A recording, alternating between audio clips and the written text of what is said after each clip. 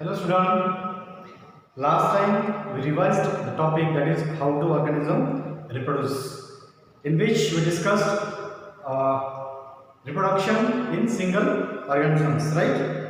So today we are going to discuss about the sexual reproduction in flowering plants. Sexual reproduction in flowering plants, right? So before start this sexual reproduction in flowering plant, we must know the structure of flower, right? So this is a typical structure of flower. This is a typical structure of flower. So in which, if you see, so this is a stigma, right? This is a structure of ovule and you can say the ovary. So this structure is called as a ovary. This tube-like structure is called as a style, and upper surface of this tube-like structure is called as a stigma. If we consider the tree, it's called as a pistil. This is a female reproductory part of flower. Stigma, style, and ovary, three considered as a pistil. So there are a tree-like structure originated from this ovary. This is called as a filament, and the upper just base-like structure, you can say the solid-like structure, is called as anther. If we consider this both part is considered as a stamen. Both part is considered as a stamen. And this is a male reproductory part of flowers, right? So the green part we always see lower the flowers is called as a sepals. Green part lower the flowers is called as a sepals. Around this there are a colorful theme-like structure that is called as a petals. These are the petals, right? Sepals, they are green in color. The petals are, they can be any color, maybe pink, yellow, any color. So this is a typical structure of the flower. There is a base below this ovary, that is called as a thalamus, which whole structure of the flower. Now there is a rod-like structure, this is called as a pedicel. Now consider this typical structure of the flower, then start the sexual reproduction in flowering plants. Sexual reproduction in flowering plants. So many students will get confused between this structure and this structure. Keep in mind, this is a real procedure of sexual reproduction in flowering plant. This is only the structure of flower. So what are the different, you can say, the things available in the flower, like a stamen, filament, stigma, style, ovary, ovules, right? So, and sepals, petals, colorful are the petals. So these are the structure only of the flower, but the real procedure will start from here. As we know, there are many pollinations, right? Pollination means transfer of pollen grain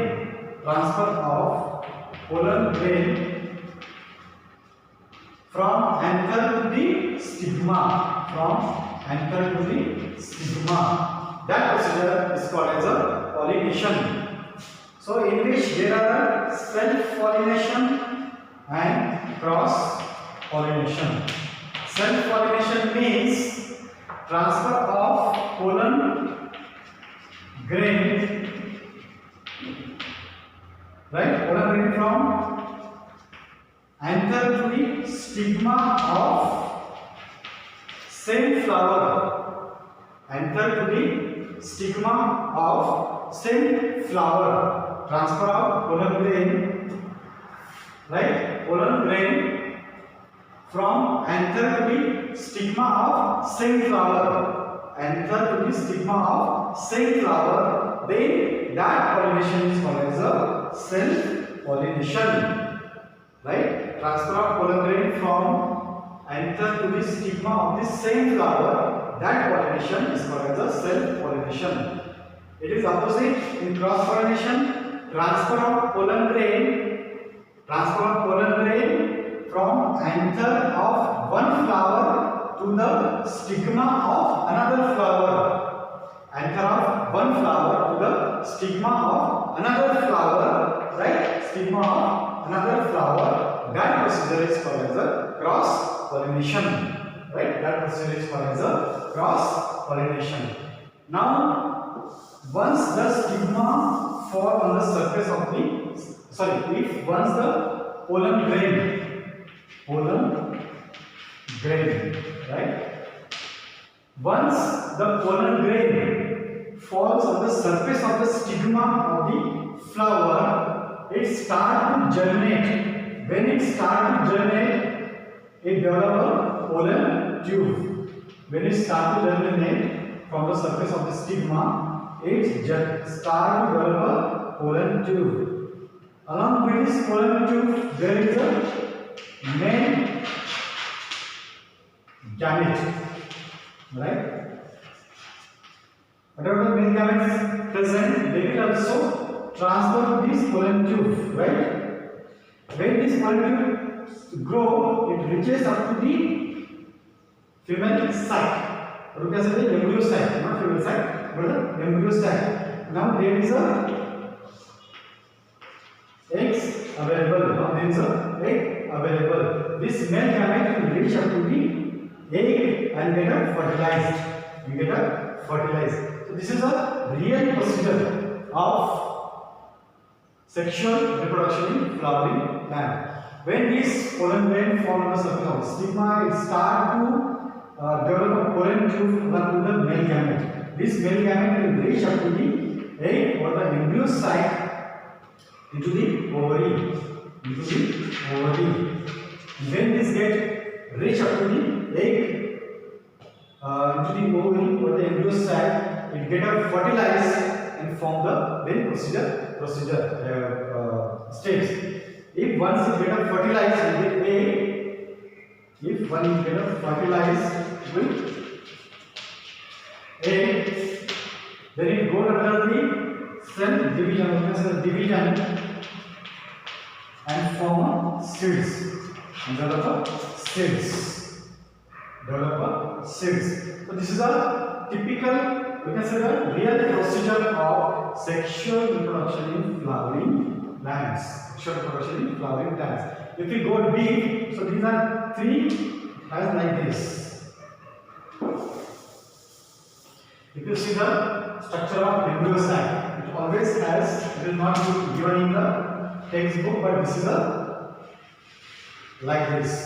These are the three antipodal cells, right?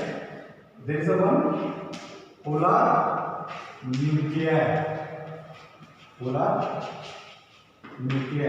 and base to the one.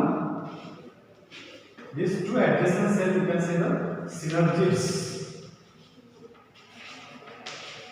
and one is called as the egg cells, right? So this is actually typical real structure of this embryo sac. But in your textbook it is not provided. This is a deep information about the sexual reproduction. When this pollen tube reach up to this egg along with the male gamete, so they get fertilized and develop a seed. Now it depends, the plants are monocot or dicot. Depending upon that, the seed is developed into two forms like this, maybe monocot or dicot. So whom we can say monocot and dicot? As we learned in 9th standard, so monocot means the seeds cannot divide into two equal halves of the two cotyledons. So the seeds having only one cotyledon. That is called as a monocot. And the seeds having the two cotyledon, or they can break down into two different cotyledons, equal cotyledons.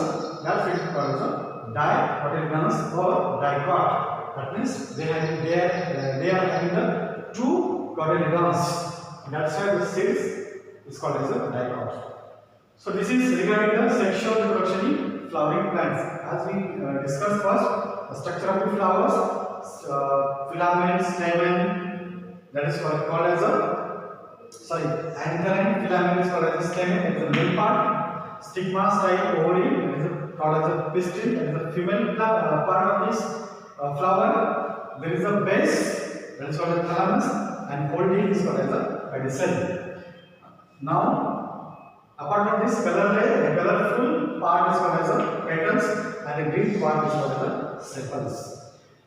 After this, when the pollen forms the structure of the stigma, it gets started and germinate and develop a pollen with the male gamete. It reaches up to the egg of the embryo sac and get fertilized. After fertilization, it depends whether the plant is dicot or monocot. So depending upon that, the seed will develop. If to whom we can say the monocot or dicot, monocot means the seed having only one cotyledons is called as a monocot. Dicot means the seed having the two cotyledons is called as a dicot seed. Monocot may be wheat seed as wheat seed having only one cotyledons. Dicot gram seed in general language is called as a chana, right? Gram seed they have the two cotyledons. These are the examples of the monocot and dicot seeds. So this is regarding the sexual reproduction in flowering plants.